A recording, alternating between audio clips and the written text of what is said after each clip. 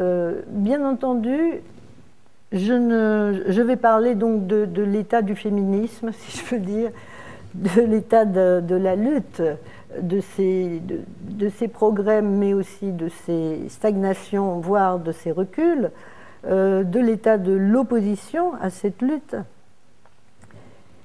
de ce qui peut être considéré comme des acquis et de ce qui peut être considéré comme des échecs, et finalement des tâches que l'on peut se fixer, c'est-à-dire que très subjectivement, je peux fixer, sans aucun espoir d'être écouté, au mouvement féministe.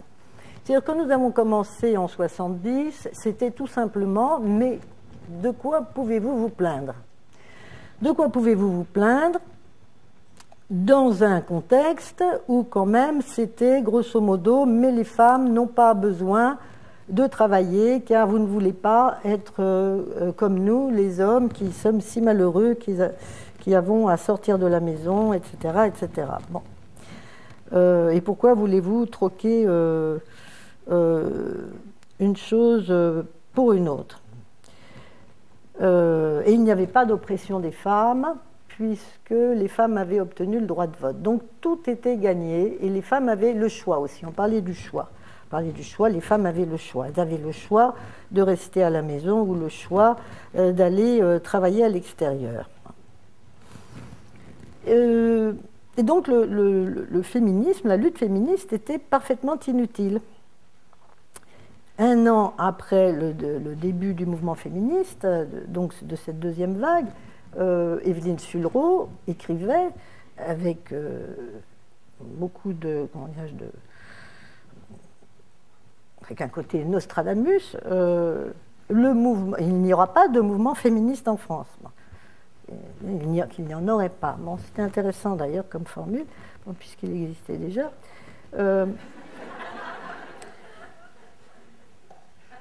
Et donc, le mouvement en France n'a jamais bénéficié de cet état de grâce, disons, de cette, sinon sympathie, bienveillance dont il a bénéficié dans d'autres pays, notamment d'Amérique du Nord, où on a pensé que pendant un temps, c'était intéressant et peut-être même justifié. En France, nous n'avons jamais eu ça, nous n'avons jamais eu accès aux médias, nous avons dû lutter sans arrêt contre une hostilité franche et déclarée. Et c'est au bout de plusieurs années que nous nous sommes aperçus que les médias s'étaient bien rendus compte de notre existence, puisqu'ils disaient, et je me souviens très bien d'un article de Françoise Giroud qu'elle a fait paraître dans Le Monde en 1976, qui s'appelait « Les voiles flasques du féminisme ». Bon, alors, c'était pas pour en dire du bien, mais enfin, elle reconnaissait qu'il existait. Et à partir de cette période-là, on nous a dit que le féminisme était mort. C'est-à-dire, d'abord, il n'avait pas vécu, mais on savait a posteriori qu'il avait dû vivre, puisqu'on nous disait qu'il était mort. Bon. Alors, c'était un petit peu décourageant. Mais on peut dire que d'une façon générale, là, c'est caricatural, mais ce qui s'est dit à propos du féminisme, on peut dire que c'est ce qui se dit sans arrêt à propos de l'oppression des femmes. Par exemple, aujourd'hui, très souvent, ce que disent les journalistes et certains des commentateurs, des écrivains, et souvent des écrivains femmes, qui ont été féministes et qui parfois se disent encore féministes, c'est le féminisme a été utile, mais maintenant, il ne l'est plus. Il ne l'est plus. Et comme toute chose qui se perpétue au-delà du moment où elle a été utile, comme si vous continuez un traitement aux antibiotiques alors que vous n'avez plus de fièvre, eh bien, ça peut devenir nocif. C'est par exemple la thèse d'Elisabeth Badinter. Voilà, il faut arrêter. La société a été traitée et guérie. Donc, si vous voulez, on a ce discours récurrent qu'il n'y a pas d'oppression des femmes. Et puis, quand on insiste, quand on s'obstine avec ce côté têtu qu'ont les femmes, eh bien, finalement, on nous dit, ben oui, finalement, vous aviez peut-être raison, mais vous aviez raison hier. Aujourd'hui, vous avez à nouveau tort. Et il faut vous arrêter. faut vous arrêter. Et puis alors, ce qu'on voit apparaître très tôt, donc dans les années, donc dès la fin des années 70, bon, je vous cite Hamon et Rothman parce qu'on peut trouver leurs livres et leurs documentaires encore, mais ils ne font que refléter le discours général, c'est que non seulement le féminisme a été utile, mais ne l'est plus, mais le féminisme a été utile en dépit de ses excès. Alors une fois, j'ai reçu j'ai vu cette phrase sans arrêt, et je me suis toujours demandé quels étaient les excès du féminisme. Car j'étais bien placée, j'étais au premier rang pour les connaître, et malheureusement, ils m'avaient tous échappé. Ouais. Et une fois, j'ai eu une étudiante chez moi qui voulait m'interviewer sur la période qu'elle n'avait pas connue. Et elle me dit, maman, le féminisme et ses excès. Je lui dis, mais qu'est-ce que vous appelez les excès du féminisme? Et elle m'a dit, mais je ne sais pas, ces excès, quoi. Ben, je dis, oui, d'accord, donnez-moi un exemple. Alors elle réfléchit, elle me dit, écoutez, je ne trouve pas d'exemple. Je dis, mais il y a bien dû y en avoir, puisque tout le monde le dit. Voilà.